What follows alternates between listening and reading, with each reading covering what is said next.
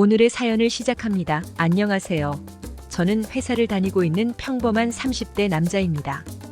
제가 처제와 만남을 가지는 것이 사회적으로 비난받을 행동인 것을 잘 알고 있지만 멈출 수가 없어서 답답한 마음에 이렇게 사연을 보내게 되었습니다. 결혼한 지 2년 된 아내가 있습니다.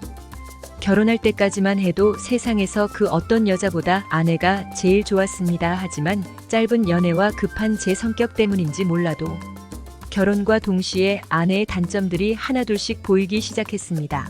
그렇게 보인 단점들은 잦은 다툼으로 번지게 되었고 결혼 반년 만에 각방까지 쓰게 되었습니다. 성격적으로 안 맞는 부분도 있었지만 삶의 태도에서 문제가 많았습니다. 물건을 제자리에 두는 적도 없고 본인 먹은 것도 먹다가 흘린 것도 치우지 않았습니다. 심지어는 잘 씻지도 않아서 가끔씩 군대에 맡았던 그 냄새가 아내한테 날 때도 있었습니다. 정리하는 것도 치우는 것도 제가 대신해 줄 수 있지만 냄새날 정도로 안 씻는 것만큼은 제발 스스로 해달라고 여러 번 부탁을 하였지만 그때뿐이었습니다. 시간이 지날수록 자연스럽게 부부관계는 없어졌고 그나마 있던 정마저도 점점 없어지기 시작했습니다. 그때 처제 직장 문제로 1년 정도 저희 집에서 살게 되었습니다. 방이 2개짜리 집이라 다시 아내와 같은 방을 쓰고 처제에게 방을 하나 내어줘야 할 상황이었지만 여자들은 짐이 많으니 큰 방을 같이 쓰라는 말도 안 되는 이유를 들어가며 안방에서 아내와 처제가 같이 지내게 되었습니다.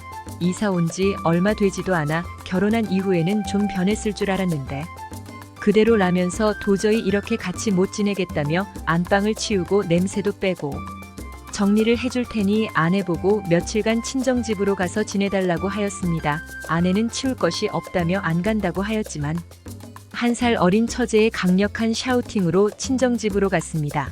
그날부터 처제는 거실에서 지내면서 안방에 있는 각종 쓰레기부터 치우면서 돼지우리 같았던 곳을 다시 사람이 사는 곳으로 복원을 하기 시작했습니다. 그러면서 저한테 미안하다고 여러 번 사과를 하였습니다. 그리고 이 정도면 아내가 저한테 이혼을 당해도 할 말이 없는데 참고 살아줘서 고맙다고 하였습니다. 사실 아내와 이혼만 안 했을 뿐 거의 남남인 수준이었지만 아직도 아내에 대한 마음이 애틋한 것처럼 대답해 주었습니다. 그러면서 제 방도 치워준다면서 들어왔는데 잘 정리되어 있고 깨끗한 방을 보면서 어떻게 둘이 만나서 결혼까지 했냐며 처제는 다시 한번 놀랐습니다. 안방을 치우는 처제를 보면서 모른 척할 수가 없었습니다. 며칠 동안 같이 치우고 버리고 하다 보니 처제와 더 친해졌습니다. 대망의 청소 마지막 날 땀도 엄청나고 그동안 너무 힘들어서 몸도 풀 겸 처제와 같이 문제의 찜질방을 가게 되었습니다. 찜질방이 문제가 될 거라고는 생각도 못했습니다. 각자 씻고 찜질복으로 입은 뒤에 만났습니다. 계란과 식혜 등으로 배를 채우고 같이 찜질을 하면서 즐거운 시간을 보냈습니다.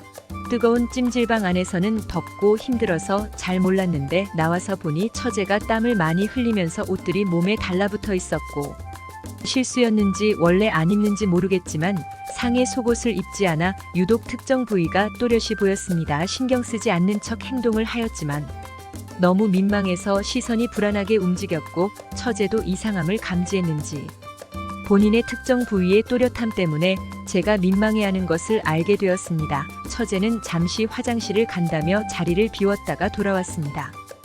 급하게 속옷을 챙겨 입고 온 것 같았습니다. 찜질을 끝내고 나와서 집에 걸어가는 길에 시원하게 맥주 한잔하려 술집에 들어갔습니다. 술집에 앉아서 외투를 벗는데 또 처제가 상의 속옷을 안 입고 있는 것이었습니다.